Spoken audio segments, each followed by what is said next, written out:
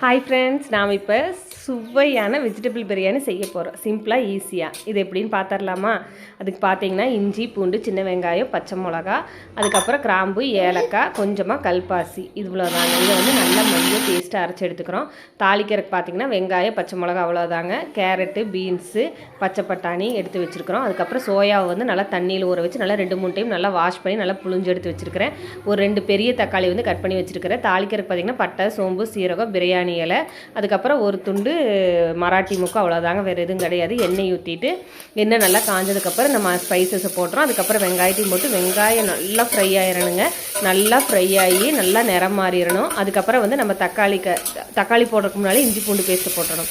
இஞ்சி பூண்டு பேஸ்ட்டை போட்டு நல்லா வதக்கி விட்டுறணுங்க. இது நல்லா வதங்கி நல்லா பச்சை வாசனை போன உடனே நம்ம குட்டி குட்டியாக கட் பண்ணி வச்சுருக்கிறோங்களா 2 தக்காளி, அதை போட்டலாம். நீங்கள் குட்டி குட்டியாக கட் பண்ணலன்னா அரைச்சும் போல் நான் அரைச்சி போட்டிங்கன்னா டேஸ்ட் மாறும். குட்டி குட்டியாக கட் பண்ணி போடும்போது இதுக்கு டேஸ்ட் வரும். அரைச்சி போடும்போது ஆனால் கலர் கொடுக்கும். இப்போ தேவையான உப்பு போட்டுறோம். இது வந்து நல்லா தொக்கு மாதிரி ஆயிடணுங்க. பார்த்தீங்கன்னா நல்லா தொக்கு மாதிரி ஆகி நல்லா தொக்கு பதத்துக்கு வந்ததுக்கப்புறம் மல்லிப்பொடி போட்டுக்கிறோம். இல்லை, மல்லிப்பொடி போடுறதுக்கு முன்னாலேயே இப்போ பச்சை பட்டாணி, பீன்ஸு, இந்த காயெல்லாம் இருக்குது இல்லைங்களா, அதை போட்டுக்கிறோம். அப்புறம் வந்து மல்லிப்பொடி 1 ஸ்பூன் போட்டுக்கலாம். நாம் வந்து ஆல்ரெடி வீட்டில் அரைச்சி வச்ச மல்லிப்பொடி, மல்லி, சோம்பு, சீரகம், மிளகு, கருவேப்பிலை எல்லாம் போட்டு அரைச்சி வச்சுருங்களா. இந்த மல்லிப்பொடியும் போட்டு இது எல்லாம் கலந்து ஒரு 2 மினிட்ஸ் வச்சிடணுங்க. நல்லா இந்த மசாலாவோட நல்லா இது மிக்ஸ் ஆகணும். வேறு எதுவும் கரம் மசாலாவோ எந்த பொடியும் நான் போடலைங்க. ஏன்னா அது குழந்தைங்க சாப்பிட்றது. ஆனால் அது டேஸ்ட்டு ரொம்ப நல்லா இருந்து உண்மையிலேயே. இப்போ சிம்மில் வச்சு அதை அப்படியே கொஞ்சம் வணங்க விட்டுறலாம். ஆல்ரெடி பாஸ்மதி ரைஸை ஒரு 1/2 hour ஊற வச்சுட்டேங்க.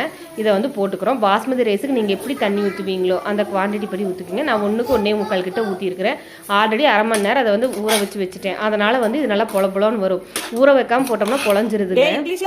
அதனால் நான் ஊற வச்சு போட்டிருக்கிறேன். இப்போ இந்த அரிசி, இந்த மசாலா இது ஒரு 2-3 மினிட்ஸ் அப்படியே இருக்கணும் சிம்மில். அதுக்கப்புறம் தாங்க தண்ணி ஊற்றணும். தேவையான தண்ணி ஊற்றி உப்பு பார்த்துட்டு மூடி விசில் விட்டுற வேண்டியதுதான். வேறு எதுவும் இது கிடையாது. அப்போ வந்து கொஞ்சமாக நெய் ஊற்றிக்கலாம். இப்போ வந்து நான் தயிரோ வேறு எதுவுமே தாளிக்கிறதுக்கு நெய் ஊற்றலை. அதனால் மேலால் ஊற்றிக்கிறேன். மிளகா வந்து நான் ஒரே ஒரு பச்சை மிளகா, அரைக்கிறதுக்கு மட்டும்தான் ஒரு 2 பச்சை மிளகா போட்டிருக்கிறேன். உங்களுக்கு காரம் பிடிக்கும், காரம் சேர்த்துறவங்களா இருந்தால் 2 வர மிளகா இல்லை மிளகா பொடி எது வேணால் போட்டுக்கலாம். உசுன்னு விசில் விடாமல் ஒரு விசில் விட்டு சிம்மில் வச்சு 5 நிமிஷம் நிறுத்தும் போது இது மாதிரி நல்லா பொலன்னு வந்துருங்க. ரொம்ப நல்லா இருந்தது, ரொம்ப சுவையாக இருந்தது. நீங்களும் ட்ரை பண்ணி பாருங்கள். எது டவுட் இருந்தால் கமெண்ட்டில் கேளுங்க. இது வந்து எல்லாரும் அன்றைக்கி விரும்பி சாப்பிட்டு ஃபுல்லாக காலியாகி பத்தாமையே போயிடுச்சு. நான் எப்போ பிரியாணி செஞ்சாலும் மிஞ்சிரும். இந்த டைம் காலியாகிற அளவுக்கு வெஜிடபிள் பிரியாணி நல்லா இருந்தது. நீங்களும் ட்ரை பண்ணி பாருங்கள். எது டவுட் இருந்தால் கமெண்ட்டில் கேளுங்க. இதுக்கு வந்து ராய்த்தாவும் நல்லாயிருக்கும். அப்புறம் ஏதோ கிரேவியும் நல்லாயிருக்கும்.